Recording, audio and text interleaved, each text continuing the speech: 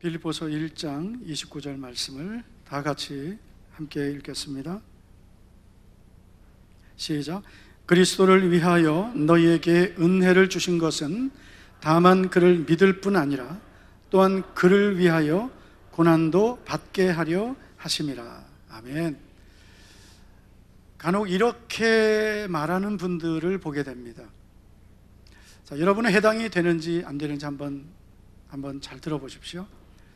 이렇게 말하면, 나는 아무리 교회 다녀도 하나님의 은혜가 뭔지 잘 모르겠습니다. 교회 오면은 은혜를 받았다, 은혜를 사모하라고 하는데, 나는 지금까지 교회를 다녀도 하나님의 은혜가 무엇인지 모르겠습니다. 이런 말을 하는 분들이 있습니다. 저는 그런 분들에게 꼭 해주고 싶은 말이 있습니다. 그 말은 바로 당신이 이 자리에 있는 것 자체가 하나님의 은혜입니다. 오늘 이 자리에 있는 것이 하나님의 은혜입니다. 하나님의 은혜가 무엇인지도 모르는데도 하나님 오게 하셨어요. 사실 우리가 하나님의 자녀 되는 것은 우리의 의지나 노력, 어떤 선택의 결과가 아니고 전적인 하나님의 택하심, 그리고 부르심, 하나님께서 우리를 거듭나게 하시고 믿음을 선물로 주셔서 은혜로 구원받는 것입니다. 그래서 이렇게 교회에 나오게 된 것이 하나님의 은혜의 시작입니다. 오늘 이 자리에 또 처음 나오신 분들도 계신데요, 자꾸 교회 가자고 해서 그냥 억지로라도 한번 가주자 이렇게 나오셨을지 몰라도 여러분이 이 자리에 와 있는 것이 하나님이 베푸신 은혜입니다.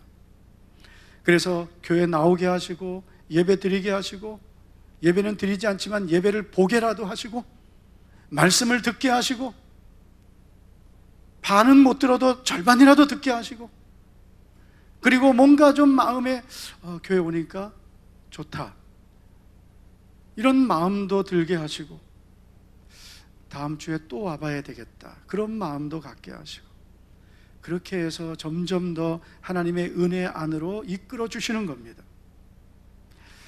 그래서 어떻게 해서든지 하나님께서 나를 만나 주시고 구원해 주시기를 원하셔서 이렇게 불러주시는 거예요. 여러분들도 처음 교회에 왔던 기억이 있을 거예요.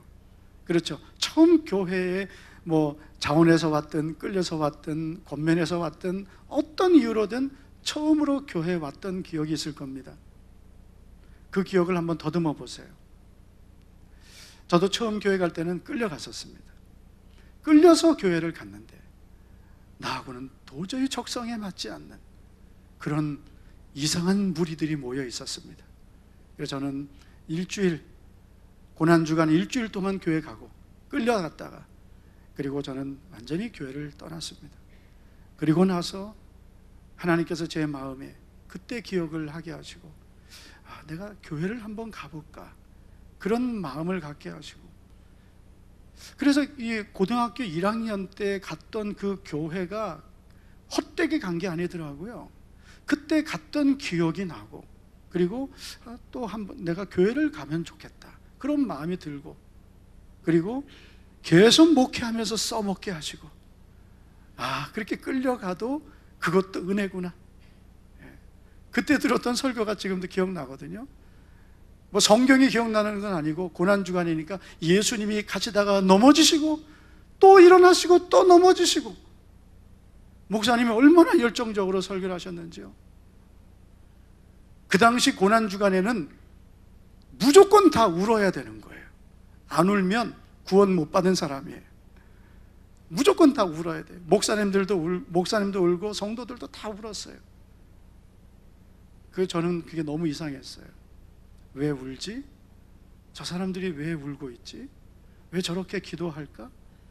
저에게 너무 이렇게 이해가 안 됐습니다. 근데 그 과정도 하나님이 나를 부르시는 그런 과정이었습니다. 하나님께서 우리에게 주시는 가장 큰 선물은 돈도 아니고 건강도 아니고 좋은 환경도 아니고 바로 구원의 은혜인 줄 믿습니다. 그래서 우리는 가장 큰 복을 받은 사람, 구원의 은혜를 받은 사람이에요. 그런데 여러분, 하나님께서 우리에게 구원의 은혜를 주실 뿐 아니라 이 세상을 살아가는 우리에게 때를 따라 돕는 은혜도 주시고, 할렐루야, 때를 따라서 우리의 필요할 때, 우리가 도움이 필요할 때 돕는 은혜도 주시고, 그리고 우리가 이 세상을 살아가면서 세상을 이기고 믿음으로 살 수 있는 모든 것들을 은혜로 주십니다.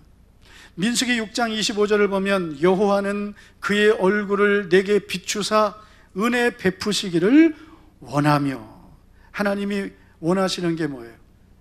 우리에게 은혜 주시기를 원하시는 거예요. 우리에게 은혜 베푸시기를 원하시는 거예요. 우리가 은혜 받기를 원하는 것보다 하나님이 더 주시기를 원하세요. 그 이유가 뭘까요?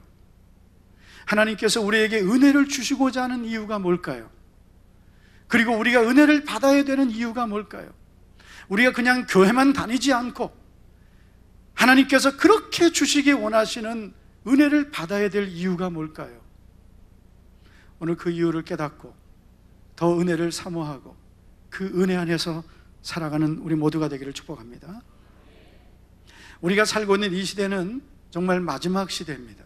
예수님께서 경고하신 마지막 때의 현상들이 우리가 살고 있는 이 시대에 집중해서 나타나고 있습니다.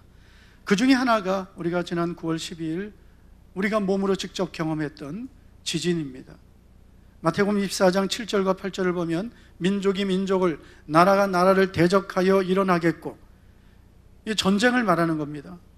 계속해서 여러분 지구상에는 전쟁이 끊어지지 않고 있습니다. 우리가 지금 모르고 있는 곳에서도 계속해서 내전, 그리고 또 전쟁들이 계속 이어지고 있습니다. 점점 많아지는 거예요. 이 시대가 전쟁이 가장 많은 시대입니다.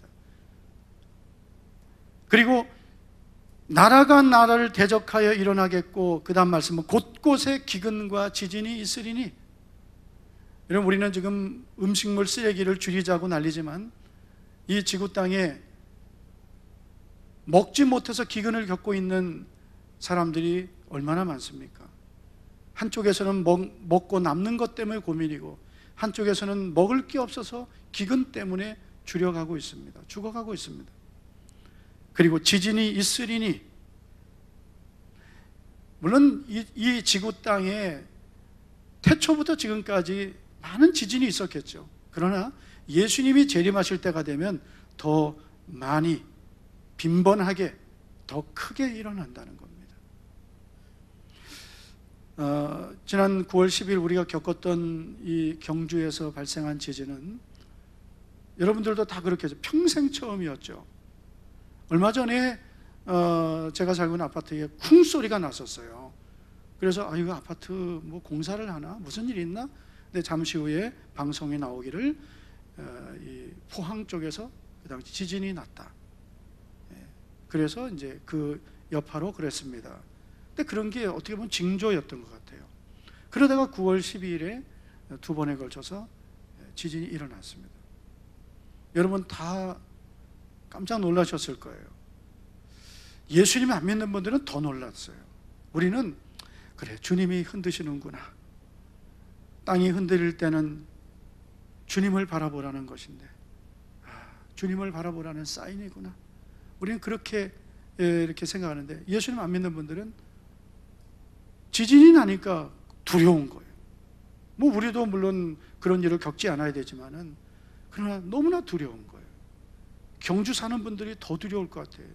여진이 계속되고, 어제까지 계속됐대요. 300여 차례나. 그런데 여러분, 마태복음 24장 8절을 보면 이 모든 것은 재난의 시작이라 했습니다. 마지막 때에 일어나는 현상들이 계속해서 집중돼서 아주 계속해서 일어난다는 거예요. 시작이라는 거죠. 우리나라는 지진의 안전지대 아닙니다. 언제 어디서 어떤 일이 일어날지 모릅니다. 이런 것들을 보면서 무섭다, 기도 많이 해야 되겠다, 그 정도만 생각하는 게 아니고요, 말씀이 생각나야 되는 거예요. 주님이 말씀하신 마지막 때의 징조구나. 주님의 말씀에 더 집중하고 더 믿음으로 살아야 되겠구나. 더 깨어 있어야 되겠구나.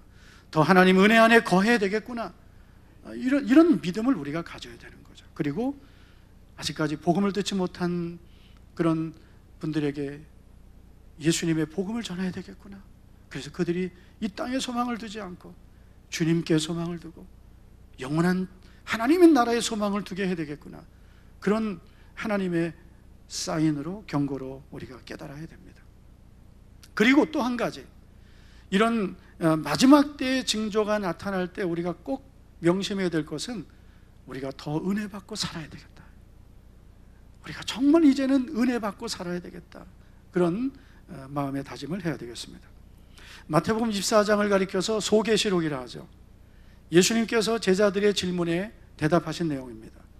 주여, 주님이 임하실 때는 어떤 일이 있겠습니까? 그랬더니 예수님께서 이런 일들이 있을 것이다 라고 말씀하신 게 마태복음 24장이에요. 가장 먼저 하신 말씀이 너희가 사람의 미혹을 받지 않도록 주의하라. 그래서 미혹을 주의하라. 그래서 이단과 사이비, 내가 그리스도라 말하는 이런 적그리스도, 이단들을 주의하라. 오늘이 신천지 집결의 날이라대요. 그래서 어떤 그 분이 그 카톡에다 글을 올리고 또 페이스북에 글을 올렸는데, 오늘 결석하는 분 중에서 신천지가 있을 것이다. 왜냐면 오늘 다 잠실에 다 모이는 날이래요. 물론 그게 또 뭐 안 간 사람도 있겠지만은 수상했다 한데 오늘 안 나왔으면은 더 수상한 사람이라는 거예요. 참 세상이 이렇게 돼버렸어요. 교회 새 가족이 오고 또 이렇게 낯선 분들이 오면은 예전에 환영해주고 잘 오셨다 그러고 그리고 잘 섬겨줬는데, 요즘에는 누가 새로 오면은요, 저분 어디서 왔을까? 이렇게 자꾸 보게 되는 거예요. 우리 새 가족 여러분, 이해해 주시기를 바랍니다. 얼마 전에도 이제 그 수요 예배인가 금요 예배인가 이렇게 모르는 분들이, 낯선 분들이 많이 온 거예요.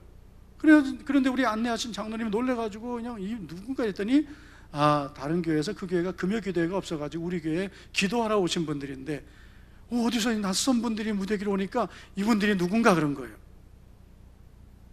전에는 신천지에서 청년들이 우리 교회 막 돌아다니면서 뭐 편지 같은 거 넣고 그런 적도 있었어요. 그러니까 참 신경이 많이 쓰이긴 하는데 참 안타까운 거죠. 왜냐하면 지금은 마지막 때가 됐기 때문에 이단과 사이비들, 미혹해하는 그런 이단과 사이비를 주의해야 되는 겁니다. 그렇기 때문에 우리가 더 은혜 받고 성령 충만하고 하나님의 은혜로 살아야 될 줄로 믿습니다. 마태복음 24장 37절 이하를 한번 보겠습니다. 같이 한번 읽어보죠. 시작. 노아의 때와 같이 인자의 임함도 그러하니라. 홍수 전에 노아가 방주에 들어가던 날까지 사람들이 먹고 마시고 장가들고 시집가고 있으면서 홍수가 나서 그들을 다 멸하기까지 깨닫지 못하였으니 인자의 임함도 이와 같으니라. 아멘. 계속해서 예수님이 뭐라고 하시냐면, 인자의 임함도 그러하리라, 이와 같으리라.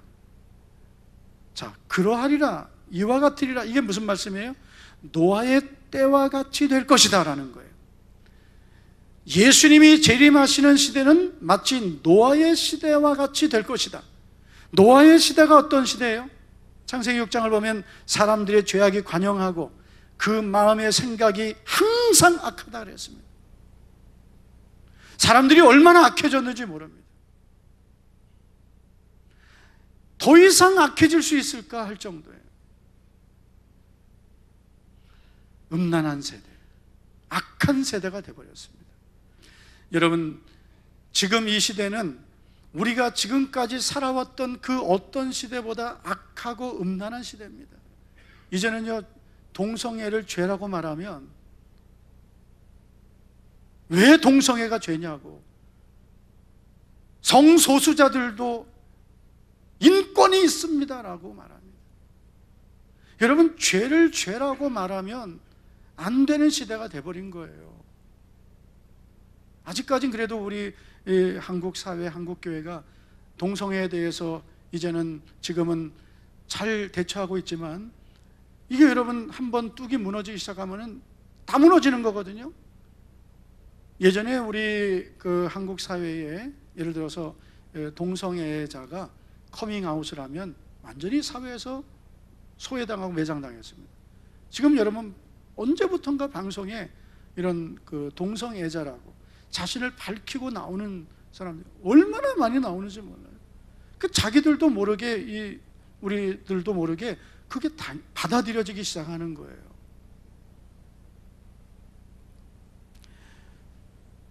성도 여러분, 오늘 우리는 이 시대를 바라볼 수 있는 믿음의 눈이 열리기를 축복합니다. 죄는 죄고 악은 악인 거예요. 그것을 우리가 자꾸 환경이 그렇고 시대가 그렇기 때문에 어쩔 수 없다, 그거는 하나님 말씀을 타협하는 것입니다. 인자가 임할 때, 예수님이 재림하실 때는 마치 노아의 때와 같을 것이다 라고 했습니다.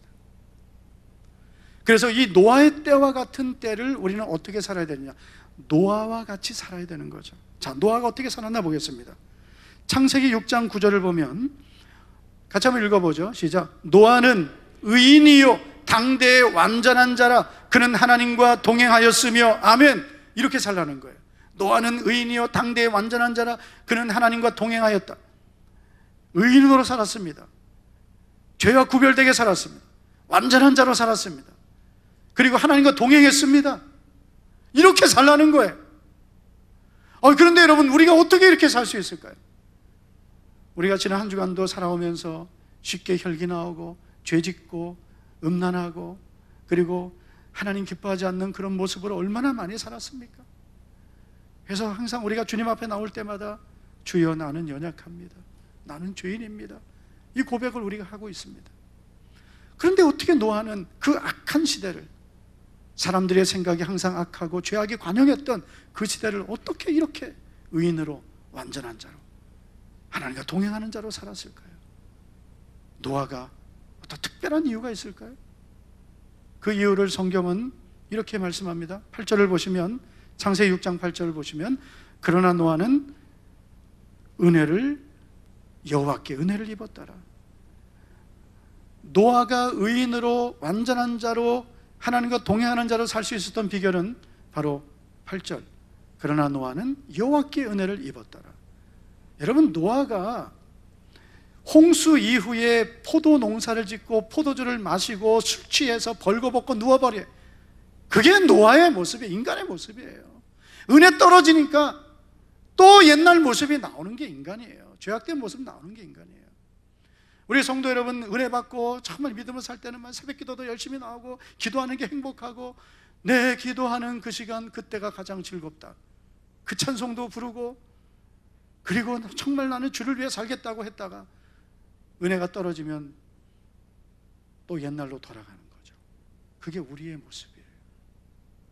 그렇기 때문에 항상 우리가 은혜를 사모해야 되고 은혜를 지켜야 되고 은혜 안에 거해야 되고. 할렐루야. 여러분, 내가 은혜 안에 있을 때만 세상을 이기는 거예요.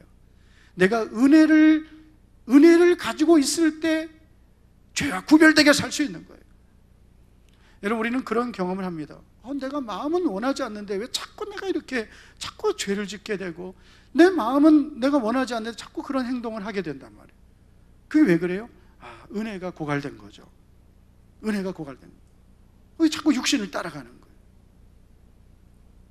그래서 여러분, 우리는 은혜가 고갈될 때까지 놔두면 안 돼요. 그래도 어느 정도 있을 때 우리가 그때 기도도 할 수 있고 또 하나님 은혜도 사모할 수 있죠. 완전히 바닥나면 기도도 안 되는 거예요. 여러분, 오늘 잠시 후에 우리가 한번 통성기도를 한번 해보겠습니다. 여러분, 기도가 되느냐 안 되느냐는 정말 중요한 거예요.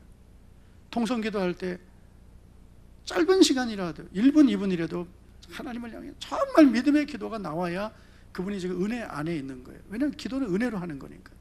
그런데 기도 시간 되면 막 기도도 안 되고 답답하고, 왜 꼭 이렇게 기도를 시키나, 막 이런 생각 들고, 빨리 교회 나가고 싶고, 집에 가고 싶고, 집에 가다 할 일도 없는데 그냥 집에 빨리 가고 싶고.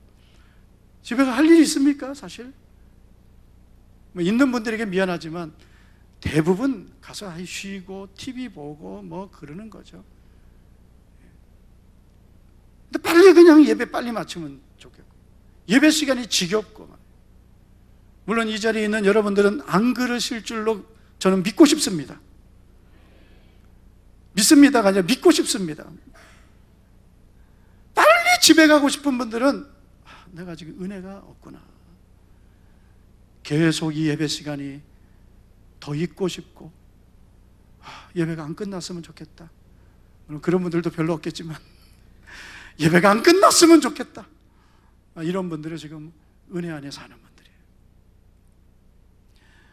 여러분, 오늘 나에게 은혜가 다시 한번 부어지기를 사모합니다. 은혜가 다시 내게 임해서, 참 은혜가 부어지면은 내가 놀라는 일들이 생겨요. 이상한 거예요. 내 마음이 너무 이상.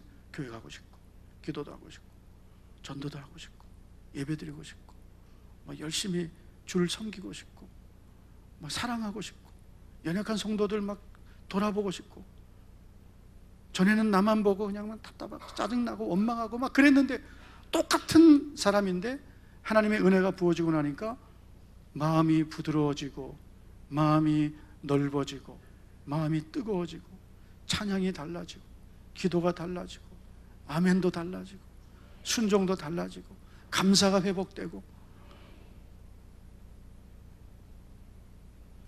우리 교회 그 청년들이 4명이 1,000번제를 오늘부터 시작을 했어요. 하라는 말을 안 했는데 얘들이 어떻게 된 게, 성숙반하고 수련회하고 선교 갔다 오더니만은 얘들이 1,000번제를 하겠대요. 그 중에 제 딸도 있는데요, 한 번은 그러는 거예요. 아빠, 30살 전에 1,000번제 하고 싶어요. 그래서 30살 아직 멀었거든요. 그래서 참 기특하다. 그래, 한번 해봐라.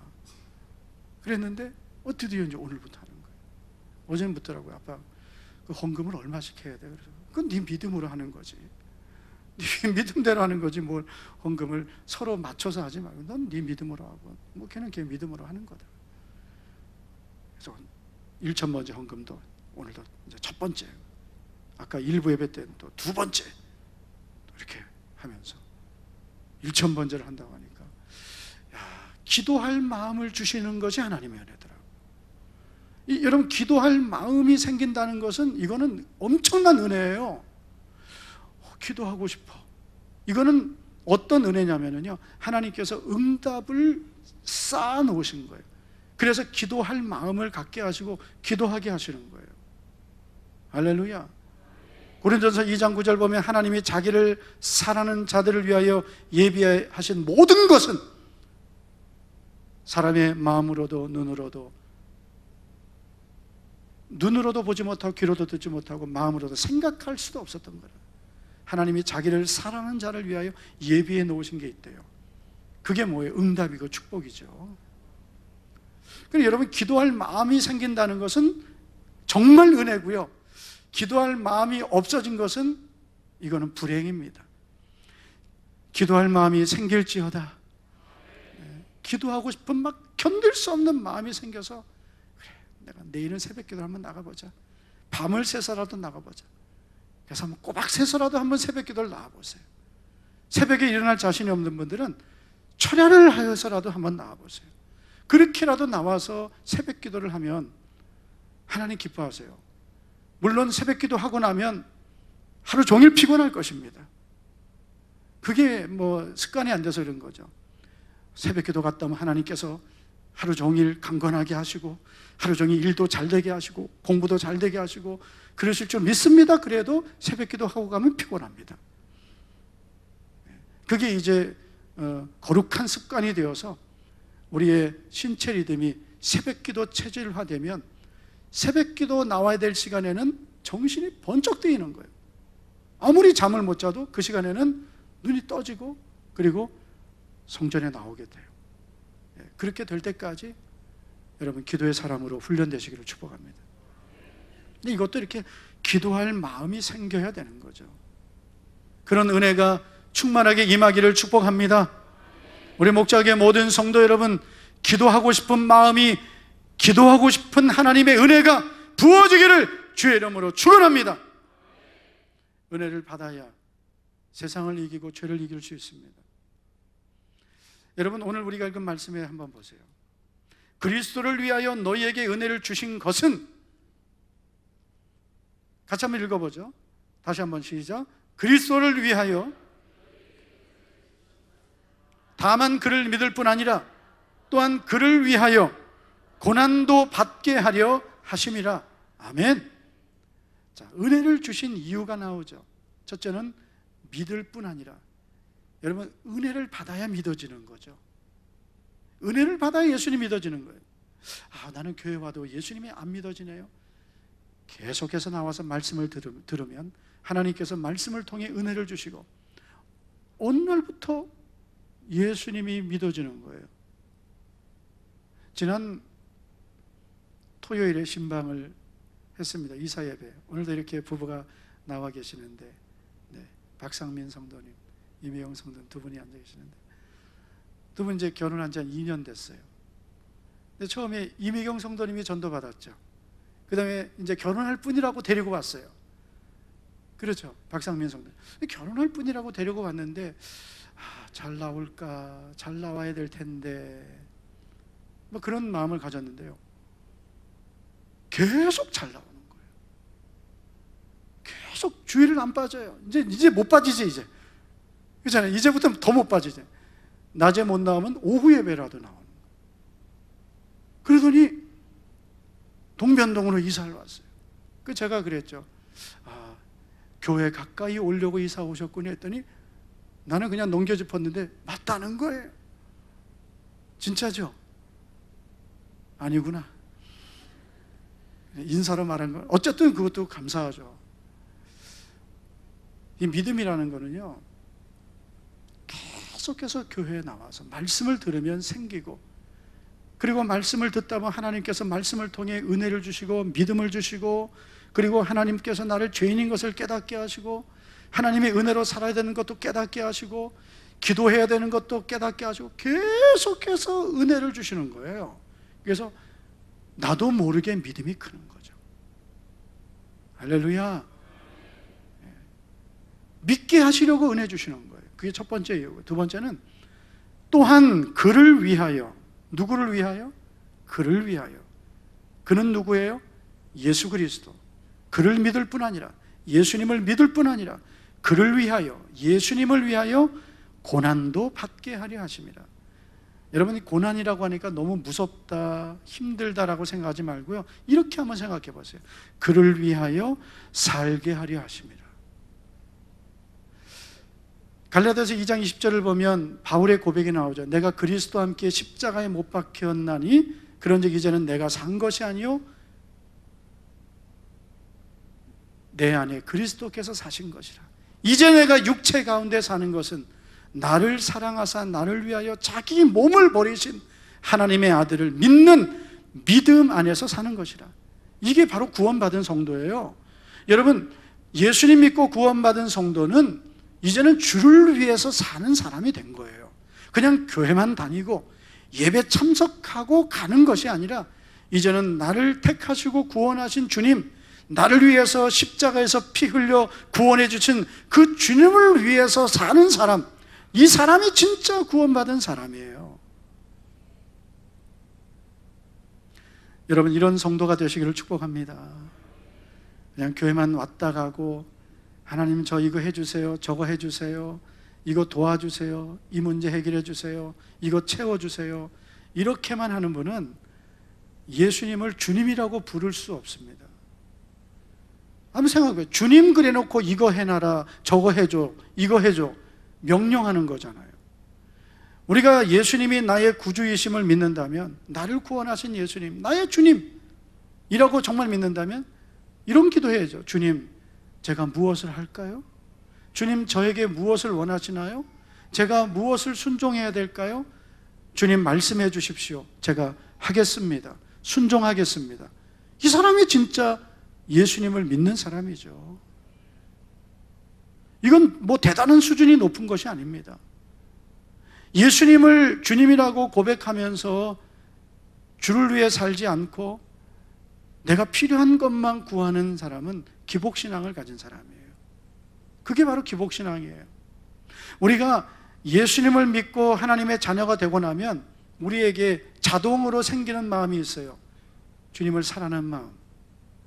그리고 나는 이제 주를 위해서 살아야 되겠다. 이 마음이 자동으로 생겨. 이 마음이 안 생겼으면요, 여러분 아직 구원의 은혜를 아직은 여러분 그 은혜 안에 들어가지 못한 거예요. 구원의 은혜 안에서 사는 사람은 나를 구원하신 은혜가 감사하고 그래서 주님을 사랑하고 이제는 주님이 주신 거저받은 나의 이 생명 주를 위해 살겠습니다. 이 고백을 하는 성도가 진짜 은혜 받고 구원받은 성도인 줄로 믿습니다. 아멘을 먼저 합시다. 아멘.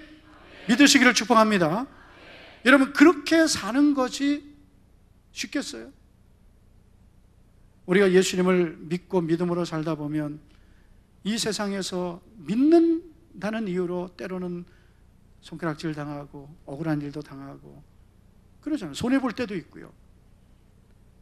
여러분 우리가 예수님을 믿는 것 때문에 겪는 그런 고난도 반드시 필요한 거예요. 그게 바로 예수의 흔적이에요. 예수님의 흔적이 나에게 있어야 되는 거죠. 그러면 그 사람은 주님을 위하여 고난을 받았기 때문에 영광을 누리게 되는 거예요. 로마서 8장을 보겠습니다. 17절 말씀을 다 같이 한번 읽겠습니다. 시작. 우리가 그와 함께 영광을 받기 위하여 고난도 함께 받아야 할 것이니라. 아멘. 우리가 주님과 함께 영광을 받기 위하여서는 고난도 받아야 된다는 거예요. 저는 우리 성도님들이 잘 되기를 바랍니다. 그러나 정말 잘 되는 게 뭘까요? 정말 잘 되는 게 이 세상에서 잘 되는 걸까요?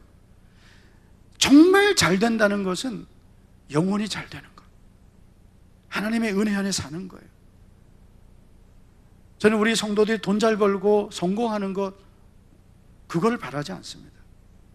여러분들은 그걸 바랄지 몰라도요, 저는 성도들이 돈 잘 벌고 믿음 좋아지는 경우를 사실 못 봤어요. 물론 그런 분들도 있어요. 연단을 다 거쳐서 하나님이 이제는 때가 되어 복을 주셔서 그걸로 정말 주를 위해 사는 사람이 있어요. 그런데 대부분 돈 좀 버니까 하나님 의지하지 않고 믿음으로 안 살고 세상으로 나가버리더라고요. 병들고 고난이 있을 때는 하나님 나를 살려주세요, 도와주세요. 그러면 나 정말 주를 위해 살겠습니다. 그러다가 하나님께서 건강 주시니까 그 은혜를 잊어버리는 사람도 수없이 봤습니다. 그래서 차라리 때로는 우리가 고난당한 것이 유익이 되는 거예요. 지금 우리 성도 여러분 힘들고 답답한 일이 있다면 그것도 감사해 보세요. 여러분 그 힘들고 어려운 일 때문에 더 하나님을 의지한다면 그것은 복이 될 것입니다. 그리고 이제는 우리가 믿음으로 안 살아서 겪는 고난, 말씀대로 순종하지 않아서 겪는 고난이 아니라 이제는 자원하여 주를 위해 받는 그런 십자가를 져보세요. 주를 위해서 나도 편할 수 있고 나도 누리고 살 수 있지만 주님을 위해서 십자가를 지는 그런 자원하는 고난, 내게 주신 직분을 감당하는 그 감당하기 위해서 내가 십자가 지고 전도의 십자가도 지고 사명의 십자가도 지고 그분은 장차받을 영광이 있는 거예요. 엄청난 복이 있는 거예요. 우리 교회는 전도받아서 오신 분들이 많아서 일대 신앙인 분들이 많습니다. 그런데 여러분 일대 신앙인 분들이 정말 잘 믿어주셔야 됩니다. 왜냐하면 여러분들은 개척자이기 때문에 땅에서 열매를 거두려면 반드시 땅을 기경하고 옥토로 만들고 거기에 좋은 씨를 뿌리고 물을 주고 거름을 주고 돌봐야 좋은 열매 맺습니다.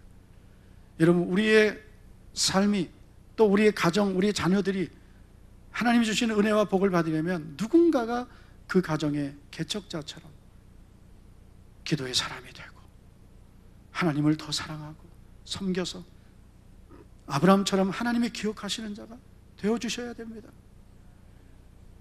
그런데 여러분 우리가 예수님을 믿으면 예수님 믿기 전에 있었던 그런 옛습관, 조상 쪽부터 내려오던 유전한 망령된 습관들, 가정의 죄, 그리고 나의 육신의 성향들, 이런 것 때문에 조금 기도하다가 또 세상으로 나가버려 기도하다가 말고 믿음으로 살다 말고 그러면 어떻게 돼요?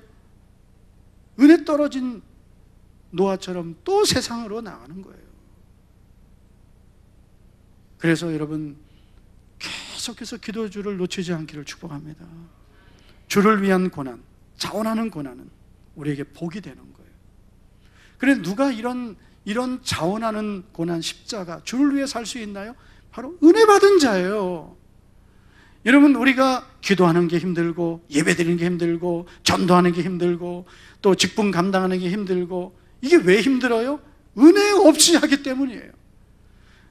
여러분, 그리스도를 위하여 너에게 은혜를 주신 것은, 은혜를 주시는 이유가 뭐예요? 그를 믿을 뿐 아니라 또한 그를 위하여 고난도 받게 하려고, 주를 위해 살라고 은혜 주시는 거예요.